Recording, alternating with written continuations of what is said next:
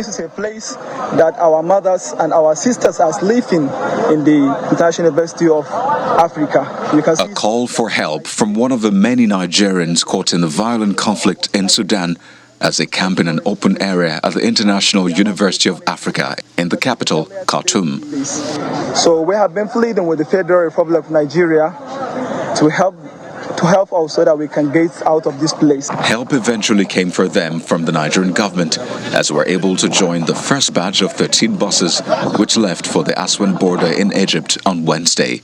But even that journey wasn't as smooth.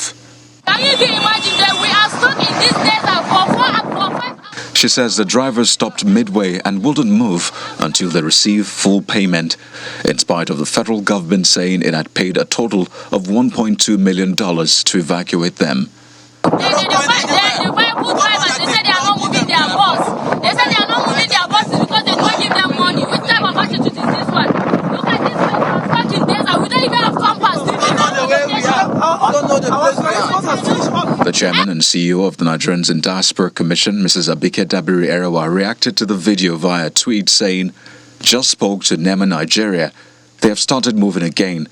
Whatever issues they have has been resolved." She also said the first batch is expected back home by Friday, but the evacuation is not without some challenges. 3,500 students, yes, but Nigerians are now coming, without even any documentation. So now say they want to come back. There's a lot of tension, there's a lot of desperation. So in fact, yesterday, in the evacuation, because people who never even showed up wanted to even chance the students. But there are over 1,000 Nigerians still waiting to be evacuated. Abubakar Sadiq is one of those left behind. He says there's been an airstrike in spite of a ceasefire. He fears that a ceasefire may not hold for much longer.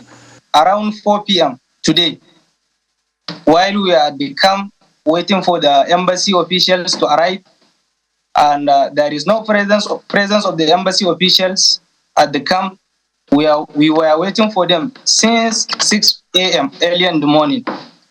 There is no update from them until now. There is no update from the embassy. Around 4 p.m. while we are waiting for them, there was an airstrike around our camp. It's just 1 kilometer or less away from us. And it was a terrible experience, actually. Very terrible experience.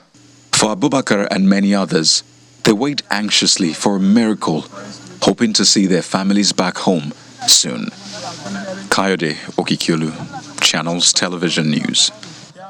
Those updates based on the conversation we began with this morning. Idris Mohammed joins us this morning to have a conversation around this. He is SA to the DG NEMA. He joins us from Cairo, Egypt. Thank you for joining us this morning, Mr. Mohammed. Can you please give us an update? There's so many seemingly conflicting issues, let me put it that way. What is the clarity? We're hearing that the students are saying they have not been paid, but then there are issues that have been resolved. What are these issues, if you don't mind sharing? And what's the progress report? Thank you very much for having me this morning. First and foremost, I want to appreciate the concerns expressed by Nigerians over the flight of our fellow citizens, especially the students caught up in the crisis in Sudan. I want to say that it is not a normal situation. It is an abnormal situation. It is a war going on. And therefore, it is very challenging, very difficult, a logistical nightmare. But I want to assure you that the National Emergency Management Agency, NEMA, the Nigeria Diaspora Commission, the Foreign Affairs Ministry, through the Nigerian embassies here in Egypt, in Cairo, where I am, and of course, the Nigerian embassy in Sudan, in Khartoum. They are working day and night. We don't sleep. You can see it from my face. Day and night, we are working to ensure that we have successfully brought back all Nigerians that are trapped in Sudan. The update this morning is that 13 buses are at the border between Sudan and Egypt. 9 are in Aegean, 4 in Wad Alpha, they are there awaiting for completion of clearance by the Sudanese authorities. Once these buses are cleared, they will start driving to Aswan, where there's an airport for the airlift back to Nnamdi Azikiwe International Airport. And let me say that the drive from the border to Aswan is about 4 to 5 hours. And once they start driving, Airpeace will be activated to start flying from Lagos. And it's almost the same time Airpeace will arrive, and immediately the Nigeria embassy officials are there already on the ground to provide all necessary assistance to these returnees, and then make sure that they board the aircraft to fly them to Abuja.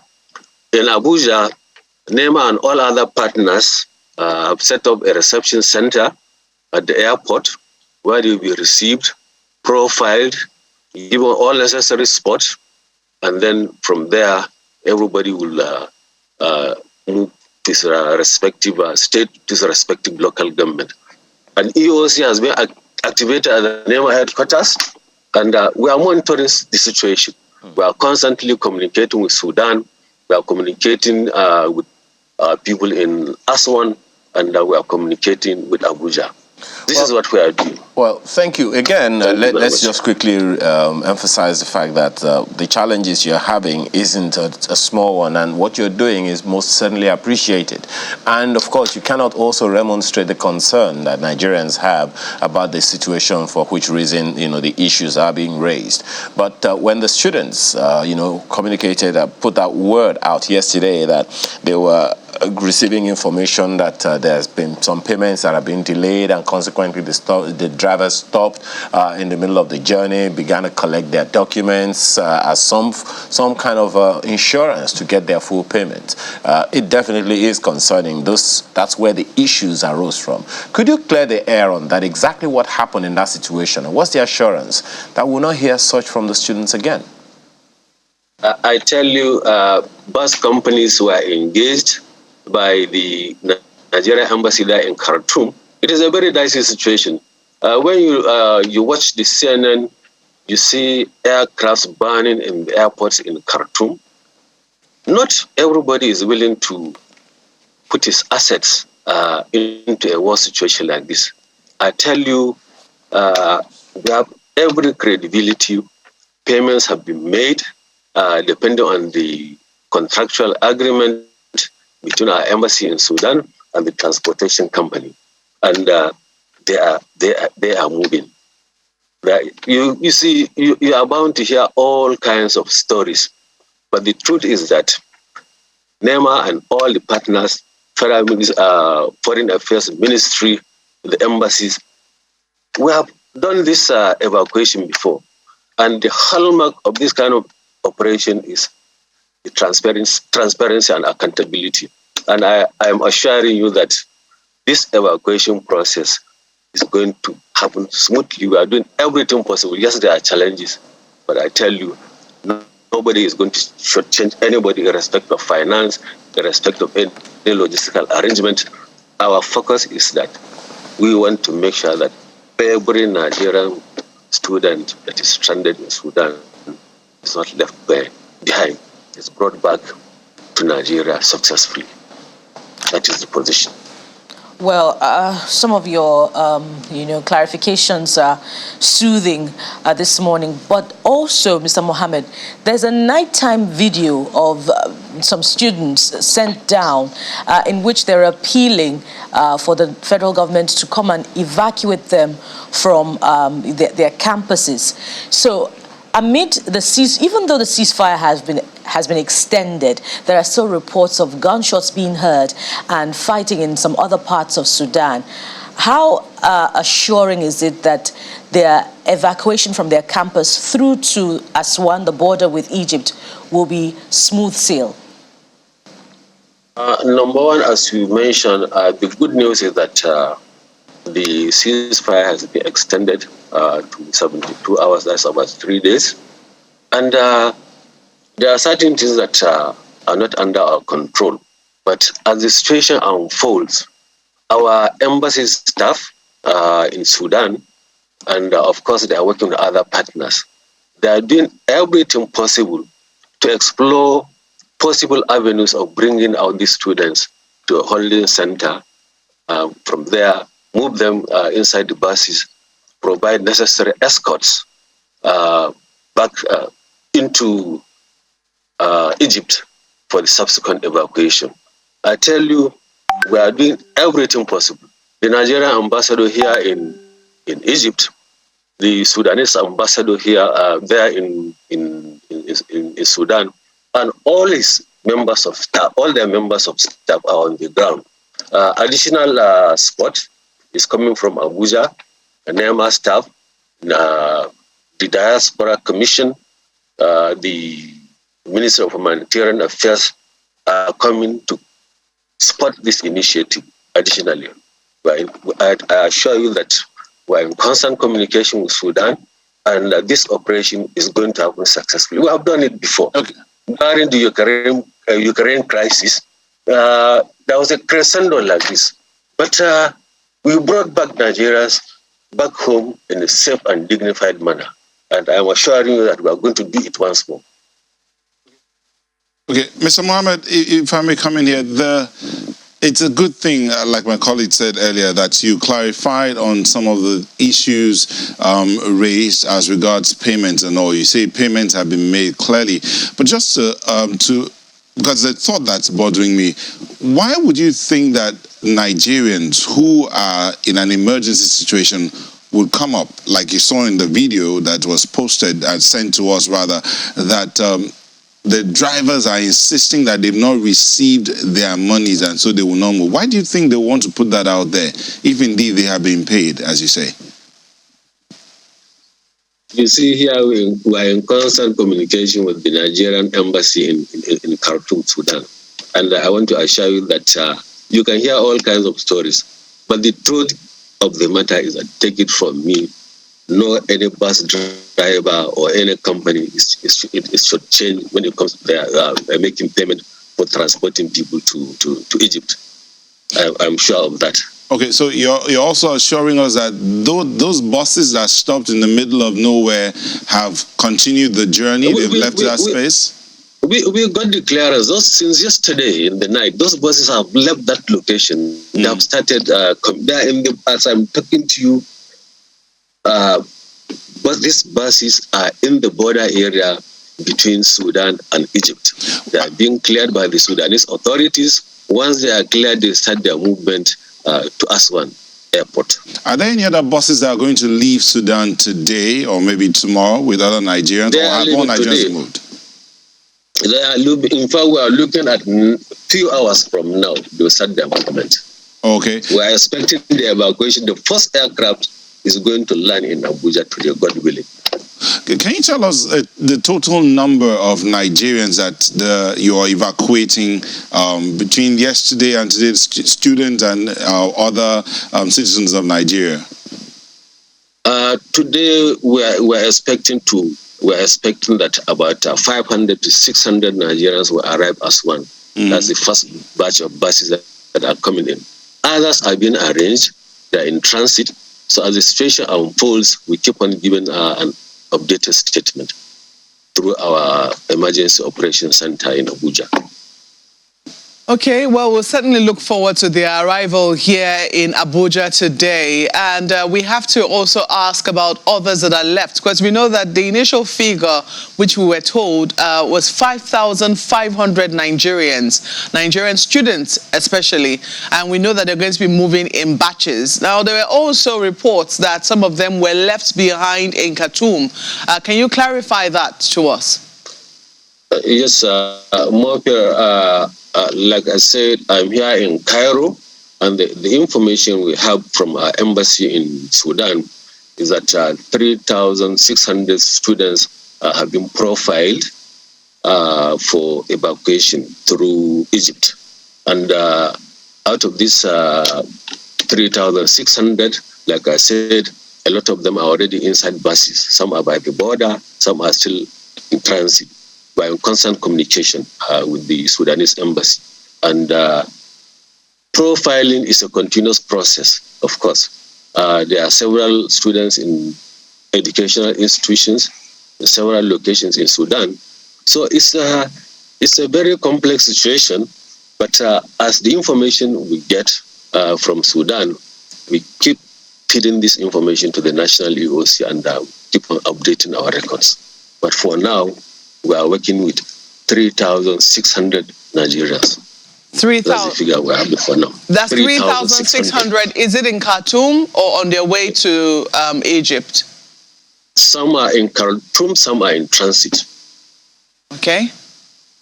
All right. So can you tell us really why this situation arose in terms of payment? Because it really was heartbreaking to see that sort of video, and students, will I say, complaining in the middle of the desert that they had been, that their buses stopped midway, or students even complaining that they were abandoned.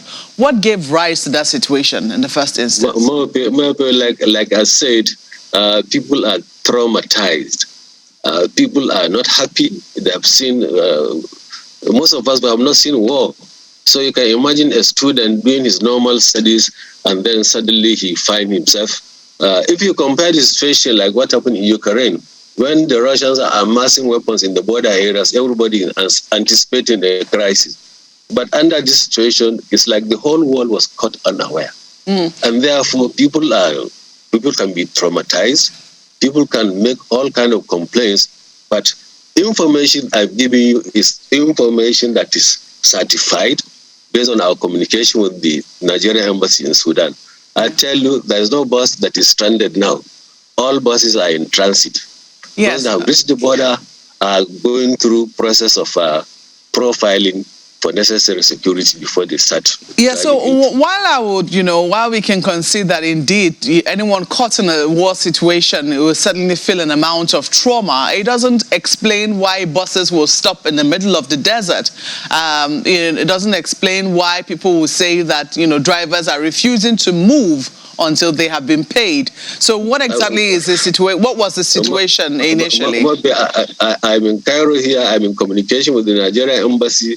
There is nothing like buses have stopped in the middle of the desert because they have not been paid.